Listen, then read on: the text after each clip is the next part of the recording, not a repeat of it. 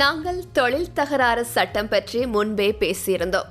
அங்கே நாங்கள் பேசி கூட்டு ஒப்பந்தம் செய்து கொண்டது உங்களுக்கு நினைவிருக்கும்.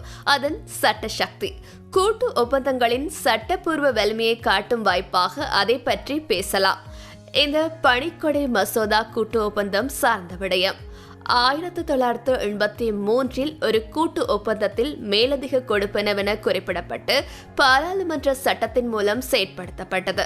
1983 ஆண்டின் 12ஆம் எண் பணிக்கொடை கொடுப்பனவு சட்டத்தில் இது தகுதி அளவுகோல்களை பூர்த்தி செய்யும் ஊழியர்களுக்கு பொருந்தும்.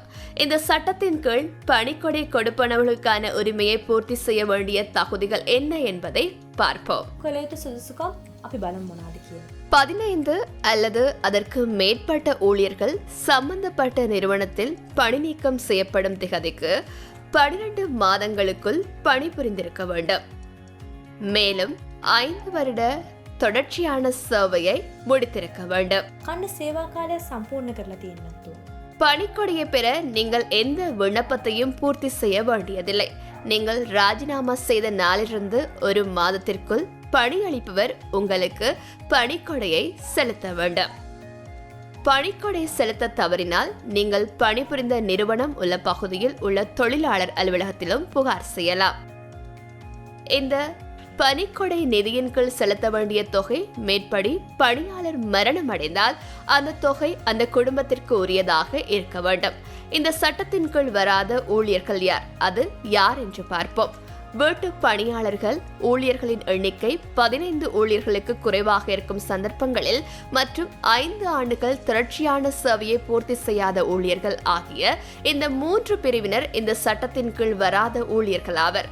பின்னர் இந்த பணிக்கொடை செலுத்துவதில் பணியா நிரந்தரமா, தற்காலிகமா, மனித வளம் அல்லது ஒப்பந்த அடிப்படையில் பணி புரிபவரா என்பது பணிக்கொடை செலுத்துவதற்கு பொருந்தாது. அவ்வளவுதான். பணியாளருக்கு நியமன கடிதம் கிடைத்துள்ளதா இல்லையா என்பது பொருந்தாது.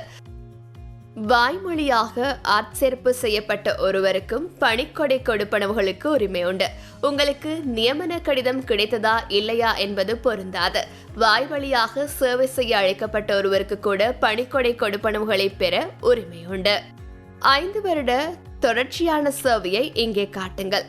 சம்பள சீட்டு வருகை பதிவு, பெறப்பட்ட கடிதங்களின் நகல், கையொப்பம் போன்றவற்றை சான்றாக எடுத்துக்கொள்ளலாம். பணிக்கொடையை கணக்கிடும் போது பணியாளரின் கடைசி சம்பளத்தில் 1 வருடத்திற்கு கணக்கிடப்படுகிறது. ஒரு ஊழியர் 15 வருட சேவையை முடித்திருந்தால் அவர் தனது கடைசி சம்பளத்தின் 12 மடங்குக்கு இணையான பணிக்கொடையை பெற தகுதியுடையவர். அதேபோல் ஒரு பணியாளருக்கு தினசரி ஊதியம் வழங்கப்பட்டால் 14 நாட்கள் சம்பளம் ஒரு முழு வருடத்திற்கு கணக்கிடப்படுகிறது.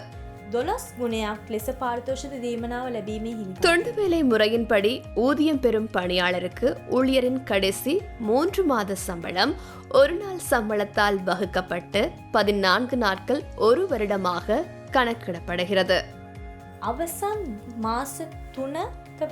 அதாவது நிலுவை திகதிக்கு 1 மாதத்திற்கு குறைவாக இருந்தால் 10%, உரிய திகதியிலிருந்து 3 மாதங்களுக்கும் குறைவாக இருந்தால் 15%, உரிய திகதியிலிருந்து 6 மாதங்களுக்கு குறைவாக இருந்தால் 20%, நிலுவை திகதி 12 மாதங்களுக்கு மிகாமல் இருந்தால் 25% கூடுதல் கட்டணம் செலுத்த வேண்டும்.